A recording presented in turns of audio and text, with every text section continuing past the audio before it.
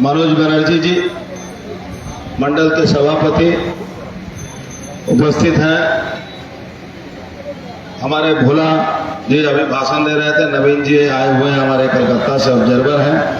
हमारे प्रियंकू पांडे जी और हमारे विजय जी, तमाम जो पीछे बैठे हुए हैं हमारे जो भारतीय जनता पार्टी के सम्मानीय पदाधिकारी, सामने बैठे हुए हमारे भारतीय जनता पार्टी के तमाम कार्यकर्ता, इलाके के नागरिक, व्यवसायी वर्ग के लोग, सभी लोगों को भारतीय जनता पार्टी के परिवार की तरफ से आप सभी को हार्दिक अभिनंदन है। चुनाव आ चुका है, गर्मी भी आज बहुत है और चुनाव की भी गर्मी इतनी बढ़ गई है कि इस गर्मी में कई लोग बीमार भी पड़ गए। आज सुबह सुबह से 2 कार्यकर्ता हमारे इस गर्मी में मारे गए, लेकिन कार्यकर्ताओं का जोश देख के समझ में आ रहा है कि गर्मी चाहे जितना भी पड़े, भारतीय जनता पार्टी के कार्यकर्ता, भारत के लोग, इस देश की जनता प्रधानमंत्री नरेंद्र मोदी जी को फिर से एक बार प्रधानमंत्री के रूप में इस देश की गद्दी पर देखना चाहती है। और 400 पार की जो स्लोगन है उसको किस तरह से सफल बनाया जाए, कैसे उसको सफल बनाया जाए, इसके लिए हर कार्यकर्ता अपने ढंग से प्रयास कर रहा है। ये चूंकि बैरकपुर लोकसभा का गरुड़िया म्यूनिसिपैलिटी के सामने चुनावी सभा है, आपको पता ही है। भारतीय जनता पार्टी ने फिर से मुझे प्रत्याशी बनाया है। इन 5 सालों में 2 साल कोरोना का समय तो बहुत कुछ हम लोग नहीं कर पाए, लेकिन हमारी सरकार ने, प्रधानमंत्री मोदी जी ने, हमारे कार्यकर्ताओं ने कोरोना के समय बहुत सारे एनजीओ के माध्यम से, पार्टी के माध्यम से हर व्यक्ति को मदद पहुंचाने की कोशिश की। बहुत सारी समालोचनाएं हुई, बहुत सारी आलोचना हुई, लेकिन पूरे दुनिया जहां रिसेशन में चला गया, भारतीय जनता पार्टी के सरकार, भारत की सरकार ने 140 करोड़ देशवासियों के लिए फ्री में वैक्सीन मुहैया कराया। दोनों डोज, उसके बाद बूस्टर डोज की भी अरेंजमेंट की गई।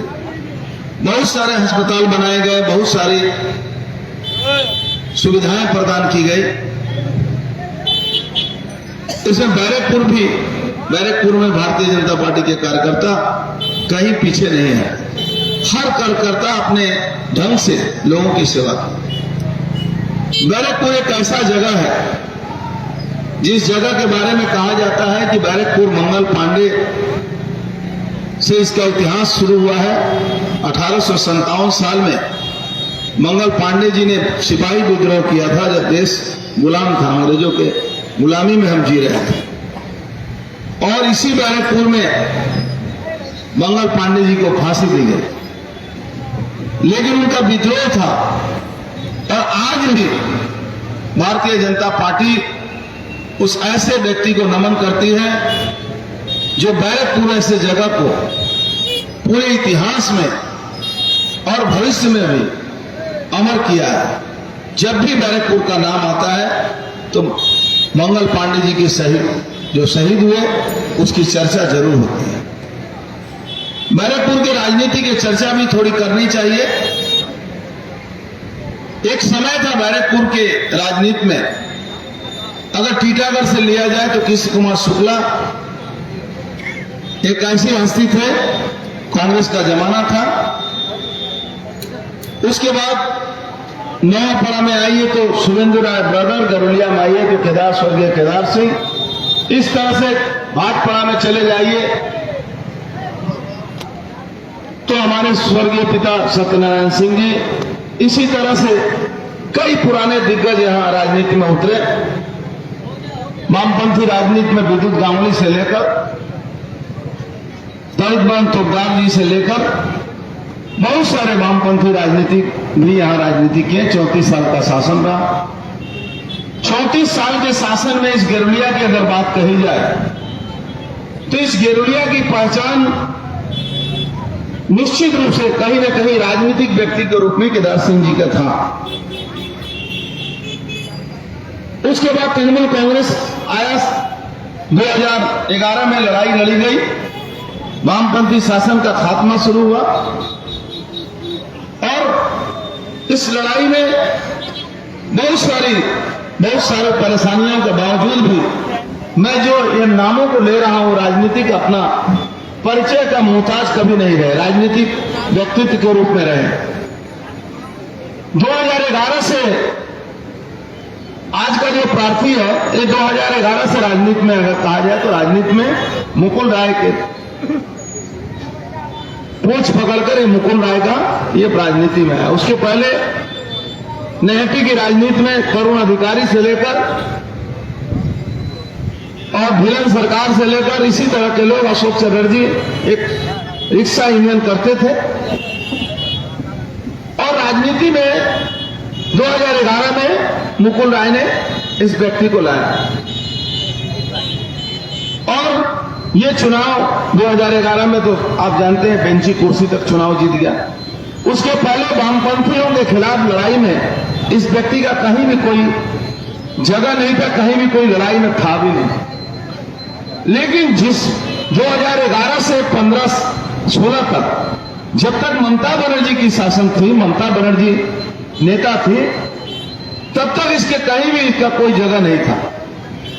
2016 में 14 में जब अभिषेक बनर्जी आया राजनीति में, उसके बाद उसने एक तोलाबाजों का गैंग बनाया, एक जुआ तृणमूल के नाम से गैंग बना और जुआ तृणमूल का गैंग में ये शामिल हुआ और तथाकथित लूट का साम्राज्य चालू हुआ। और सबसे जो महत्वपूर्ण काम किया, जब इस 2014 में अभिषेक बनर्जी को तोलाबाजी का पैसा जब पहुंचने लगा तो अभिषेक बनर्जी ने इसको जगह देना शुरू किया और उसने सबसे पहले जो काम किया कि जितने भी तृणमूल कांग्रेस के पुराने कार्यकर्ता थे, सारे लोगों का पर कतरना शुरू कर दिया, सारे लोगों को पर कतरना शुरू किया और एक समय में इस गिरोलिया म्युनिसिपैलिटी की राजनीति में का ध्रुवीकरण केदार सिंह जी के नाम से था। उस ध्रुवीकरण को इस पार्थिव भौमिक ने खत्म किया और वही काम पूरे क्षेत्र में जितने भी जो कार्यकर्ता थे, जो लड़ाई लड़े थे, जो वामपंथियों के खिलाफ लड़ाई लड़े थे, जो मजबूती से वामपंथियों के खिलाफ लड़ाई लड़कर आए थे, सारे के सारे लोगों को उसने खत्म किया। लेकिन दुर्भाग्य है इस परिवार का कि जिस आदमी ने तुम्हारे वजूद को खत्म कर दिया, जो गिरोलिया की जनता जानती थी कि ये कांग्रेस की फैमिली है या तृणमूल करती है, ये इस म्युनिसिपैलिटी के ध्रुवीकरण में एक जगह था उस व्यक्ति का, आज उसकी हालत यह है कि चेयरमैन से वाइस चेयरमैन से काउंसिलर सियासी लास्ट में टिकट भी नहीं दिया और भारतीय जनता पार्टी का टिकट लेके भी उसने टिकट इसी पार्थोवामी के कहने पर बिक्री कर दिया और उसके बाद भी आज भी उसके कोच पकड़कर घूमने के लिए मजबूर है और ये बगलिया की राजनीति में अपना वजूद भी मिट गया इन लोगों का। और एक व्यक्ति उसी परिवार का एक लड़का है कुंदन सिंह, जिसने इस परिवार को आगे भी इज्जत भारतीय जनता पार्टी की पूरा परिवार उसके साथ। लेकिन यहां आप देखिए गिरोलिया की हालत क्या है। यहां एक ऐसा व्यक्ति जो दिन रात शराब के नशे में, यहां का चेयरमैन शराब के नशे में चूर रहता है, शराब फिर वाइस चेयरमैन यहां जो कभी वाइस चेयरमैन हुआ करता था, वो क्या नाम है उसका, उसका भी वही हालत है। और काम हो ना हो, मोदी जी का हर घर में जल की व्यवस्था कर रहे हैं, या हर घर में जल के लिए 15,000 रुपया घूस देना पड़ता है, हर घर में जल के लिए 15,000 रुपया घूस देना पड़ता है। न्यूट्रिशन का वही हालत है, कंस्ट्रक्शन का वही हालत है, कोई भी प्लान करने जाइए वही हाल है, बिना टेंडर का काम होगा। और ताबड़तोड़ यहाँ का काउंसिलर हुआ धरिए 2020-22 में, और काम हुआ 2020 में, और बैकडेट में वो सही कर रहा है, 22 में काउंसिलर हुआ, 20 का सही कर रहा है, और काम हो गया उसका बिल उठा, भी काम हुआ कि नहीं हुआ, बिल उठा। इस तरह का ये व्यक्ति पार्थो भौमिक ने पूरे इस क्षेत्र को, और वही हालत आज उसने पूरे इस क्षेत्र में, आज पार्थो भौमिक बीजेपी से लड़ने की स्थिति में अभी भी नहीं पहुंच पाया। अभी 20 दिन 22 दिन इलेक्शन बचा हुआ है, हो सकता है बीजेपी से लड़ने की स्थिति में पहुंचे, लेकिन अभी तक बीजेपी से लड़ने की स्थिति में नहीं है। अभी तक टीएमसी को ही ठीक करने में आ रहा है, सुबह से शाम, कभी किसको पावर मिलता है, कभी उसका पावर छीन जाता है, कभी किसी को और को पावर देता है, कभी उसका पावर छीन जाता है, कभी किसी और को पावर मिलता है, कभी उसका पावर छीन जाता है। पहला म्यूनिसिपैलिटी हमने देखा जहां काउंसिलर को तेल का स्लिप मिलता है, पहला म्यूनिसिपैलिटी गाड़ी चढ़ने के लिए। कोई कानून नहीं है, म्यूटेशन में काउंसिलर का सही करने का कोई कानून नहीं है। एक आदमी बताइए जो अपना चुनाव पब्लिक के वोट से जीत गया है। पूरा बैरकपुर को मैं बात करता हूं, लाखों वोट सवाल कि एक भी काउंसिलर चुनाव जीत के दिखा दे तो पुलिस और गुंडा के बल पर पुलिस जाकर बूथ दखल करवा के चुनाव जिताता है। और ये लोग कहता है कि ममता बनर्जी के काजेर जन्ने आमरा लक्ष्मी भंडार। अरे लक्ष्मी भंडार में भी देखिएगा इनका घर परिवार का सबका नाम उठा। एक काउंसिलर तो पैसा लेते लेते इतना एडवांस ले लिया कि सुसाइड करके मर गया बच्चा। कोई भी आदमी मरा उसका दुख का, लेकिन पैसा लेने के चक्कर में इतना एडवांस ले लिया काम के नाम पर कि सुसाइड करना पड़ा। नौकरी के नाम पर कितने लोगों से पैसा लेकर आज नौकरी किसको मिलेगा किसको नहीं मिलेगा, इसका कोर्ट में फैसला चल रहा है। रोज इसकी लड़ाई चल रही है, रोज इसका लड़ाई चल रहा है। बिना काम पूरा क्षेत्र का डेवलपमेंट का नाम पर क्या हो रहा है बताइए। डेवलपमेंट के नाम पर एक प्रहसन है पूरा बंगाल में, खाली मैं गरुड़िया की बात नहीं कर रहा, पूरे बंगाल में डेवलपमेंट के नाम पर प्रहसन है और कुछ नहीं। ममता बनर्जी जी का भी देखिएगा, बोलती है कि ईडी सीबीआई एजेंसी भी बीजेपी सरकार चला। आपकी सरकार ही आईपैक चला रही है, प्राइवेट एजेंसी है तो कम से कम सरकारी एजेंसी के छोटा को पकड़ती है। संदेश खाली में आप देख रहे हैं हथियारों का जखीरा पकड़ा गया, आरपीजी पकड़ा गया है। आरपीजी किसी के पास होना कितना कठिन काम है जो सिर्फ और सिर्फ आर्मी को अवेलेबल होता है। आरपीजी पकड़ा गया है और उसी कनेक्शन में आप देखिएगा, मैं बार बार कहता हूं, संदेश खाली और नई हड्डी का कनेक्शन बड़ा जबरदस्त। संदेश खाली के शेख शाहजहां से लेकर सीमू हाजरा तक सारा लोगों का जमीन इन्वेस्टमेंट में है। हॉस्पिटल में ओएनजीसी एक सीएसआर फंड देता है।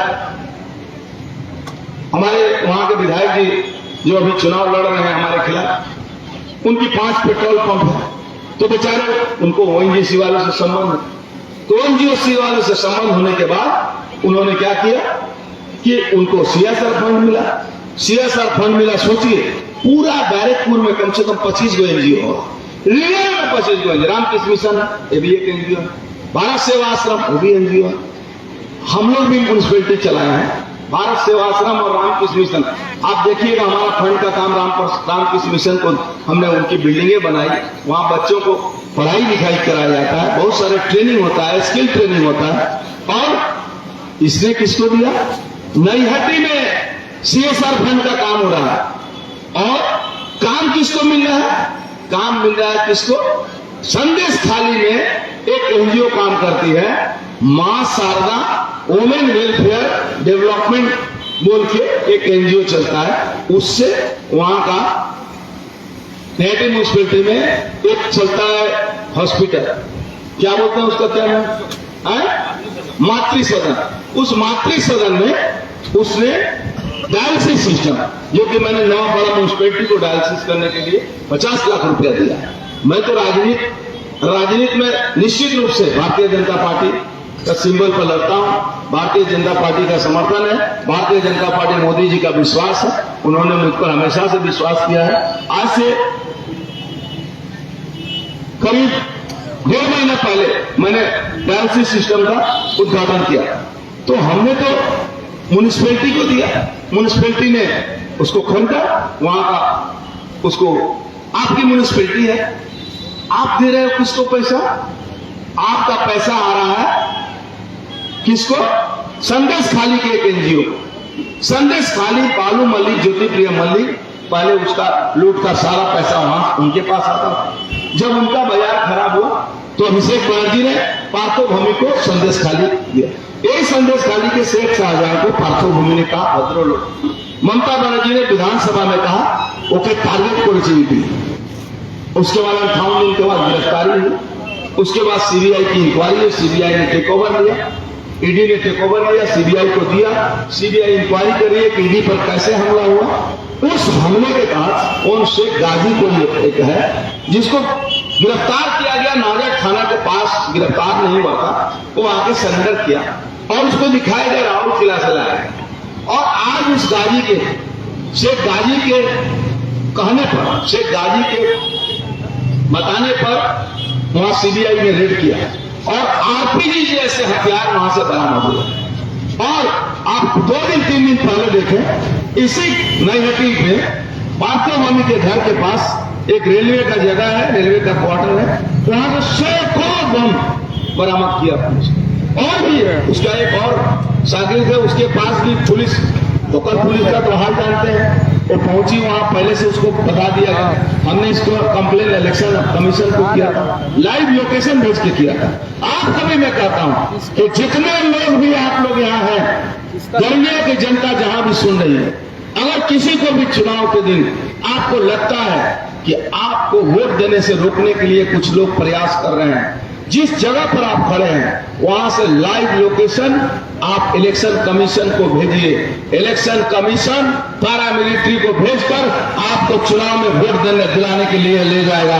ये गरलिया नौपाड़ा थाना की पुलिस नहीं है कि आपके अधिकार को छीनने के लिए लाठी और डंडा लेकर आपके अधिकार को छीने।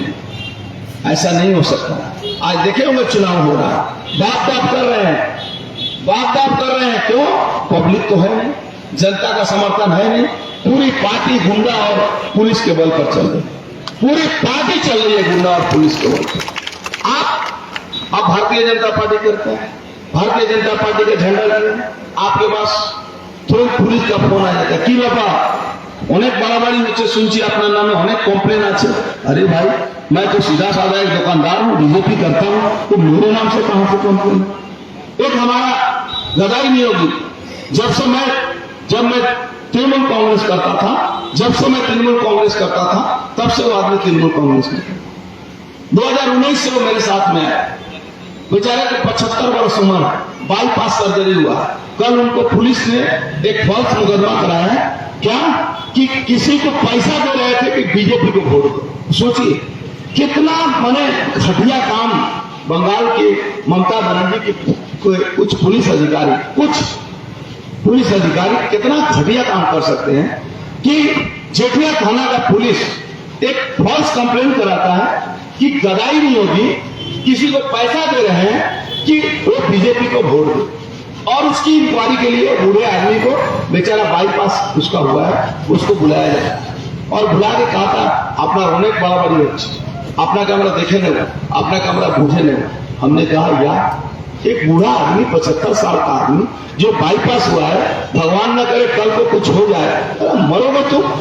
मैंने उनको कहा कि दादा आप इलेक्शन कमीशन को कंप्लेंट कीजिए कि ऐसे ऐसे आपके साथ व्यवहार किया।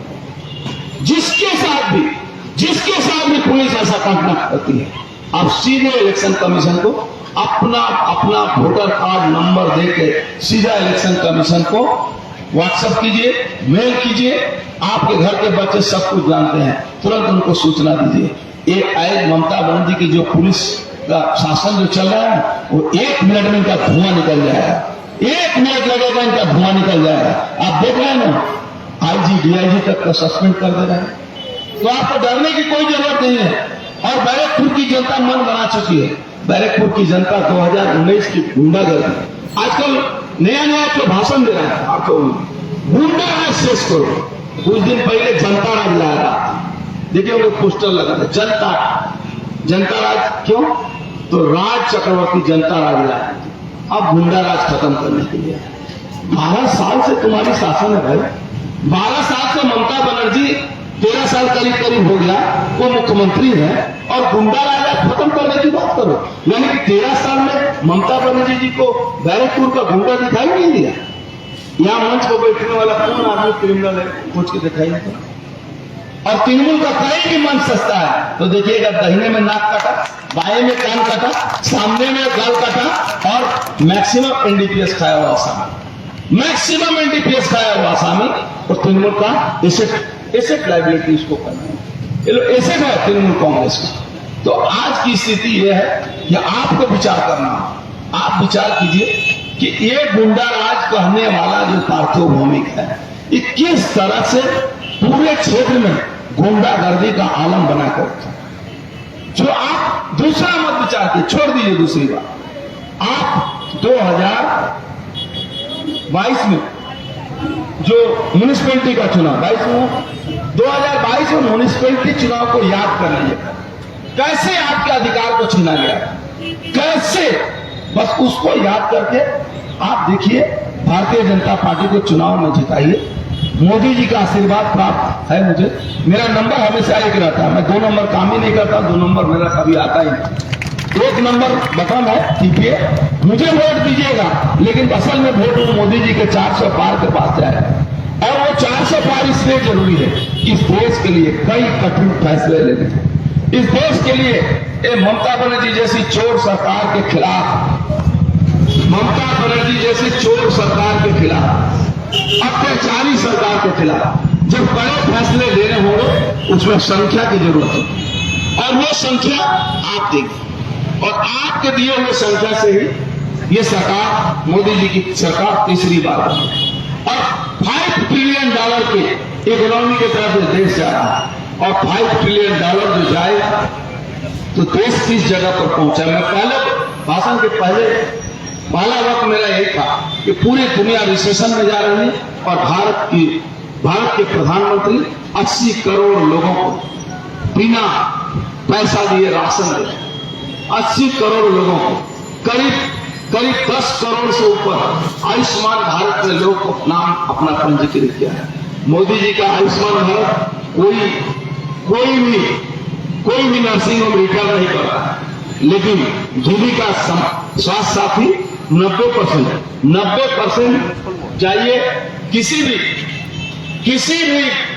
नर्सिंग होम में, तो पहले आप जाइएगा तो बोला हम भर्ती कर दिन ज्यादा आपसे कम सुन, और जैसे भर्ती कीजिए करने जाइए तो बोले हमारे का स्वास्थ्य साथी कार्ड है, बोलेगा सॉरी हमारा बेड फुल है। तो हर नर्सिंग होम कोई 50 करोड़, कोई 20 करोड़, कोई 10 करोड़ रुपया का, सरकार के पास पैसा नहीं, सरकार पैसा दे नहीं पाएगी। और लक्की भंडार एक बड़ा इनके पास एक प्रूफ का इक्का है। अच्छा बोलिए कौन मां बहन लक्की भंडार का पैसा लेकर अपना मान और सम्मान का सौदा करेगी? इस तरह के तृणमूल कांग्रेस का अपराधी कोई भी मां बहन सौदा नहीं कर सकती। तो लक्की भंडार का जवाब यही है कि तुम 500,000 रुपया देकर हमारी इज्जत का सौदा करोगे तो तुम्हारा थप्पड़ से तुमको जवाब मिलेगा। और संदेश खाली में आपने देखा कि रेखा पात्रा को हमने टिकट दिया है, और ऐसी एक महिला जो प्रतिवादी महिला जो पूरे संदेश खाली ने बसीरहाट को हिला कर रख दी, और हिला कैसे रख दी कि पूरा बसीरहाट में आतंक का जो राज कायम था उसको खत्म कर दिया। आज ईडी सीबीआई उस आतंक राज को खत्म किया, इस पर बड़ी परेशानी है दीदी को। अभिषेक बनर्जी बोलते हैं कि वो कौन खराब लोग आज शेख शाहजहां कौन खराब लोग ना। ममता बनर्जी बोलती है उसको ईडी ने टारगेट करके रखा। अरे दीदी साधारण 3 लोगों की हत्या की।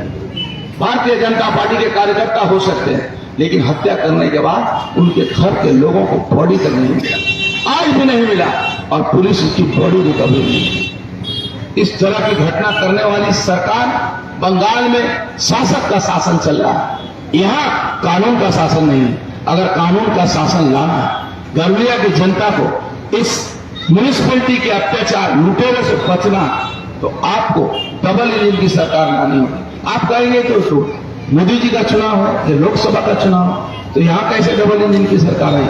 अरे आप चुनाव में जिता के तो देखिए, 35 सीट भारतीय जनता पार्टी को बंगाल से आया, 35 नहीं 32 पकड़ लीजिए, 32 छोड़िए 30 पकड़ लीजिए, आना ही है।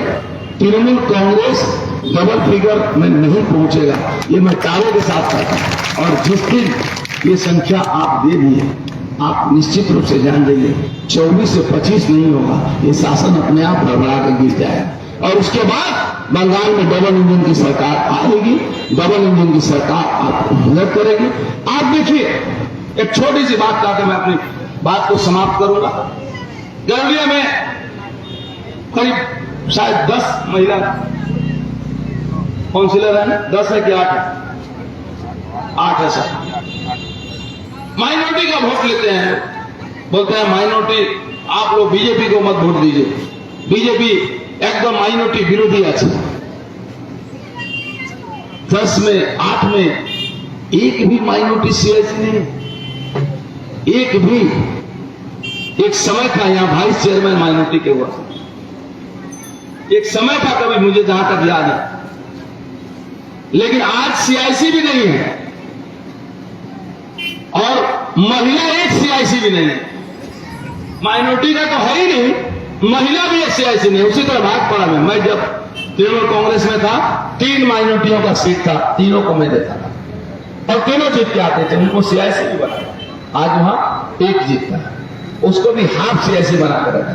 ममता बनर्जी माइनॉरिटी के भाइयों का मददगार नहीं है, आपको सिर्फ वोट बैंक समझती है। और भारतीय जनता पार्टी में आज के तारीख में मैं दावे के साथ कह सकता हूं कि पूरे बंगाल में कम से कम 25 से 30% माइनॉरिटी के लोग, और बैरकपुर को तो छोड़ ही दीजिए, इस बार इनको पता चल जाएगा कि माइनॉरिटी इनके गुलाम नहीं है, माइनॉरिटी इनके कलीग हो सकते हैं, ममता बनर्जी के साथ रह सकते हैं, लेकिन ममता बनर्जी उनको गुलाम समझती है, माइनॉरिटी ममता बनर्जी के गुलाम नहीं है। और भारतीय जनता पार्टी किसी को अपना गुलाम नहीं समझती है, अपना कार्यकर्ता समझती है, अपनी जनता समझती है। प्रधानमंत्री मोदी कभी किसी हिंदू मुसलमान की बात नहीं करते हैं, 140 करोड़ भारतवासी की बात करते हैं और 140 करोड़ भारतवासियों के लिए उनका प्रकल्प रहता है।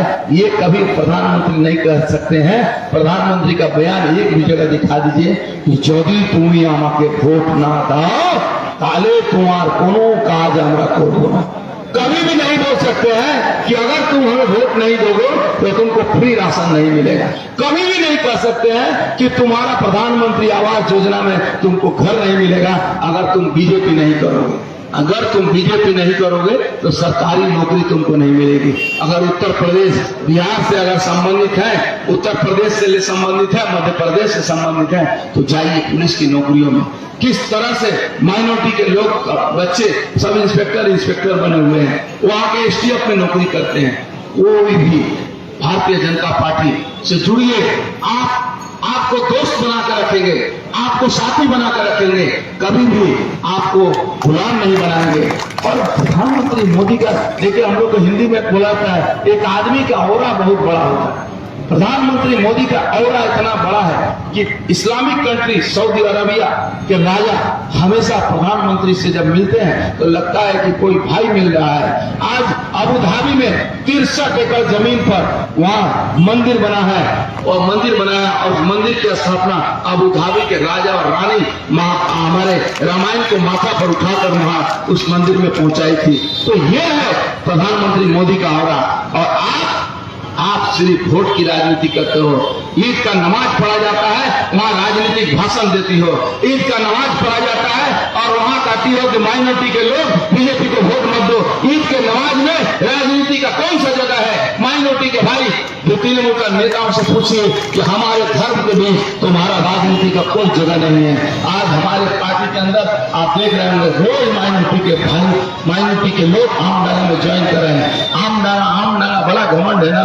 आमडाना में इस बार हवा निकल जाएगी तृणमूल कांग्रेस की। आमडाना से भी जीतेंगे हम लोग। भारतीय जनता पार्टी के प्रार्थी अर्जुन सिंह आपके सामने इस मंच पर बोल के जा रहे हैं। आमडाना माइनॉरिटी का इलाका है, वहां भी माइनॉरिटी के लोग अर्जुन सिंह को वोट देंगे, ये आप लिख के रखिए। और बैरकपुर की जनता तुमसे लड़ने के लिए, तुम्हारे खिलाफ, तुम्हारे गुंडों के खिलाफ लड़ने के लिए, तुम्हारे लुटेरों के खिलाफ लड़ने के लिए चुनाव करने में कहीं भी हिचकेगी नहीं।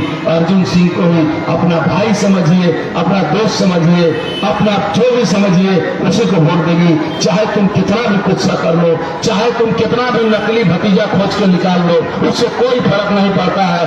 अर्जुन सिंह का हर व्यक्ति या तो भगीना है, या नए नौजवान लड़के, और नहीं तो भतीजा है, या तो कोई मेरा भाई है, या तो मेरा कोई दोस्त है। या नकली भतीजा और नकली किसी को लेकर आप सोचते होंगे कि अर्जुन सिंह को रोक दोगे। अर्जुन सिंह को रोकेगा सिर्फ हमारा रिक्शा चलाने वाला भाई, ये टोटो वाले भाई जिनको पैसा देना पड़ता है। आज रोज इनको पैसा, ये म्यूनिसिपैलिटी के कुछ काउंसिलर रोज इनसे वसूली करते हैं। चलाने के लिए म्यूनिसिपैलिटी को 20-20, 25-25 हजार रुपया देना पड़ता है। गार्बेज उठाने के लिए पैसा मांगते हैं लोग, और ये लोग तृणमूल कांग्रेस को बोलते हैं कि तृणमूल कांग्रेस के प्रार्थी पार्थमनी को वोट दीजिए। शर्म नहीं आता है कि आप जो गरीब लोग यहाँ के रहने वाले हैं उनसे पैसा वसूलते हो, गार्बेज उठाने का, टोटो ऑटो चलाने के लिए पैसा लेते हो, और वोट मांगने आते हो। अरे जब ये आपसे वोट मांगने आए, इनको इनका आईना दिखाइए, इनको इनका चेहरा दिखाइए। एक आई पैक में पैसा दे दे के किसी को भेजते हैं। आपको मिला है, क्या मिला है? हमारी सरकार ये दी है, उसके बाद आपके घर के सामने पोस्टर चिपका दीजिए। अरे रात को पोस्टर फाड़ दीजिए। ऐसा पोस्टर चिपका के उसमें भी यहाँ के जो तृणमूल के नेता है अपना कमीशन ले रहे हैं, आई पैक से दिखा के, देखिए हम 100 जगह पोस्टर मारे हैं, हमको 5000 रुपया दीजिए। इस तरह की ये पार्टी चल रही है, पूरी पार्टी दिवालिया हो चुकी है। तो इसी के साथ मैं अपने वक्तव्य को विराम दूंगा कि 30 तारीख को सब लोग चुनाव में वोट देने के निकलेंगे, और किसी से मत डरिए, कोई आपको नहीं रोक सकता है। निश्चित रहिए, आपका वोट सुरक्षित है, आप अपना वोट अपने दीजिए। निश्चित रूप से मैं प्रार्थी के हिसाब से आपसे अपना वोट मांगूंगा, लेकिन आपके ऊपर फैसला आपके ऊपर है। अगर मुझ पर विश्वास है, अगर मुझे मेरे काम पर विश्वास है, अगर मेरे किसी भी काम पर आपको लगता है कि मैं आपकी सेवा कर सकता हूं, तो निश्चित रूप से आप मुझे वोट देंगे। और मेरा निशान कमल छाप है और 1 नंबर है। जब भी जाइए 1 नंबर में बटन दबाइए और मोदी जी की सरकार को 400 पार के ऊपर पहुंचाइए। इसी के साथ मैं अपने वक्तव्य को विराम देता हूं। धन्यवाद, नमस्कार, जय हिंद, भारत माता की जय।